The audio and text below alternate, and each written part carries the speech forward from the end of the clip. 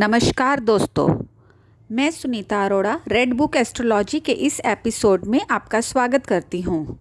आज मैं आपको अहोई अष्टमी त्यौहार के व्रत, पूजन तथा कथा के बारे में बताऊंगी। वैसे तो कार्तिक मास में हमारे बहुत ही दिव्य त्यौहार आते हैं, जैसे कि करवा चौथ, अहोई अष्टमी, महालक्ष्मी का पर्व, धनतेरस, दीपावली, गोवर्धन पूजा, अन्नकूट पर्व, छठ पूजा, विश्वकर्मा दिवस, भाई दूज। इस महीने में सबसे ज़्यादा व्रत और त्यौहार आते हैं, इसलिए इस महीने का सर्वाधिक महत्व है। इस महीने में तुलसी की पूजा का भी विशेष महत्व होता है। लेकिन आज मैं आपको अहोई अष्टमी के त्यौहार के बारे में बताऊंगी। अहोई अष्टमी को अशोका अष्टमी भी कहते हैं। ये अष्टमी का व्रत कार्तिक मास के कृष्ण पक्ष की अष्टमी के दिन आता है। ये दिन दीपावली से ठीक 8 दिन पहले आता है। इस दिन अहोई माता यानी कि माँ पार्वती की पूजा की जाती है। अब मैं आपको कथा सुनाती हूँ। कथा इस प्रकार है कि प्राचीन काल में एक नगर में एक साहूकार रहता था। उसके 7 बेटे थे। दीपावली से पहले साहूकार की स्त्री घर की लीपा पोती के लिए मिट्टी के लिए खदान में गई।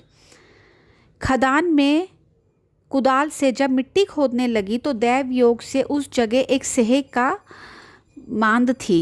सहसा उस स्त्री की हाथ से कुदाली सेह के बच्चे को लग गई, जिससे सेह का बच्चा उसी क्षण मर गया।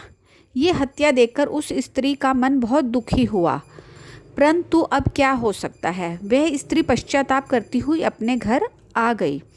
कुछ दिन के बाद उस स्त्री का लड़का मर गया। फिर दूसरा और तीसरा, अर्थात 1 वर्ष में उसके 7 बेटे मर गए। इस पर वह स्त्री रात दिन अत्यंत दुखित रहने लगी। एक दिन उसने अपने पड़ोस की स्त्रियों से रो रो कर कहा कि मैंने जानबूझकर तो कोई पाप नहीं किया, पर एक बार मिट्टी खोदने को मैं खदान गई थी। तब मिट्टी खोदने से सहसा मेरी कुदाली से एक सेह का बच्चा मर गया था। तभी से 1 वर्ष के भीतर भीतर मेरे 7 बेटे मर गए।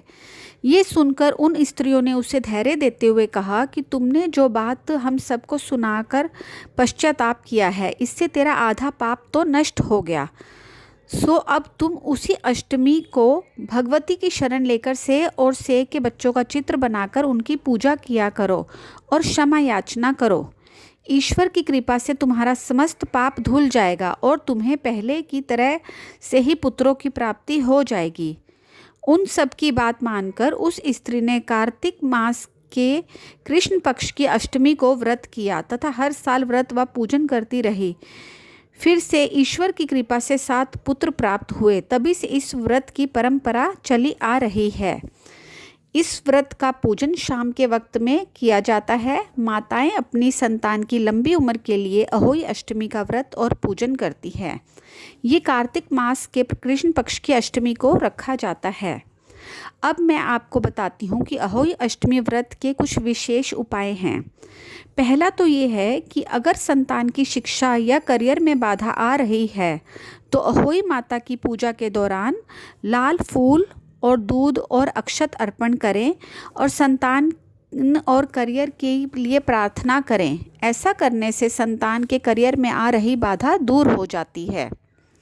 दूसरा उपाय है, अगर आपकी संतान विवाहित है और उनकी मैरिड लाइफ में प्रॉब्लम्स आ रही हैं तो आप अहोई माता को गुड़ का भोग लगाइए और चांदी की चेन भी अहोई माता को अर्पण करें। और मैं आपको एक मंत्र दे रही हूँ, वो इस प्रकार है कि ओम हरीम ओमाय नमः का 108 बार जप कीजिए। ये माँ पार्वती का विशेष मंत्र है। इससे आपकी संतान का पारिवारिक और वैवाहिक जीवन उत्तम हो जाएगा। तीसरा उपाय, अगर आपकी संतान की भी संतान नहीं हो रही है तो आप अहोई माता की पूजा के बाद अहोई माता को दूध भात का भोग लगाइए और चांदी की 9 मोतियों को लेकर के लाल धागे में पिरो करके माला बना लीजिए।